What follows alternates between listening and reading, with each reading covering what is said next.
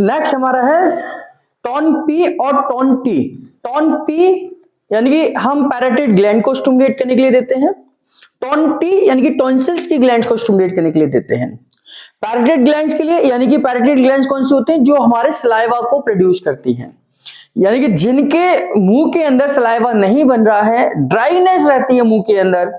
बहुत सारे लोग कहते हैं कि मेरा मुंह अंदर से ड्राई रहता है, सूखा रहता है, तो हमें वहां पर टोन पी देने की आवश्यकता है।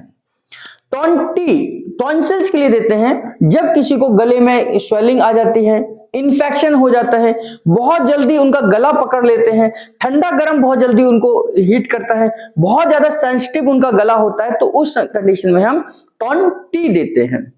टोन पी और टोन टी दोनों की पोजीशन एक ही है, मतलब जगह एक ही है, केवल काउंटिंग का फर्क है।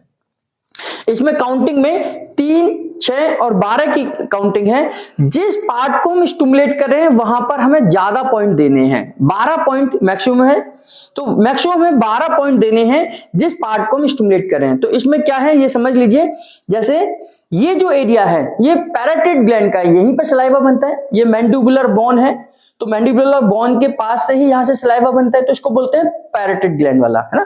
तो ये पी वाला हो गया। ये टॉन्सिल्स वाला है ना, यहां पर नहीं है, थोड़ा सा यहां पर है, ये नीचे की तरफ है, तो ये टॉन्सिल्स वाला एरिया है ना। यहां टॉन्सिल्स गला पकड़ लेता है हमारा, है ना, तो ये टॉन्सिल्स का एरिया है। ये हमारा एरिया सपोर्टिव एरिया है, मैंडिबुलर बोन के अपर पार्ट का है, तो इसको हम साथ में देते हैं। तो 3 पॉइंट है, 1 पॉइंट जो कलम है, जो इनकी ये कलम है, इस कलम के साथ 1 पॉइंट, दूसरा पॉइंट ये जो अपर लोअर जबड़ा है इनका, इस जबड़े के ऊपर देते हैं, और तीसरा पॉइंट यहां पर देते हैं, है ना, यहां पर देते हैं। तो ये 3 पॉइंट हैं, तीनों पॉइंट में हमें एक काउंटिंग देनी है। केवल ये ध्यान करना है, ये वाला तो 3 बार ही हम स्टिमुलेट करते हैं।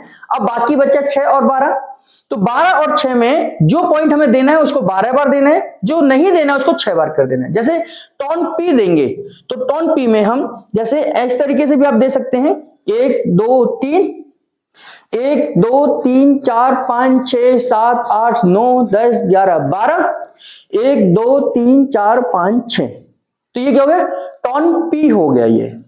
अगर हम टोन टी दे रहे होते तो 1 2 3 1 2 3 4 5 6, 1 2 3 4 5 6 7 8 9 10 11 12।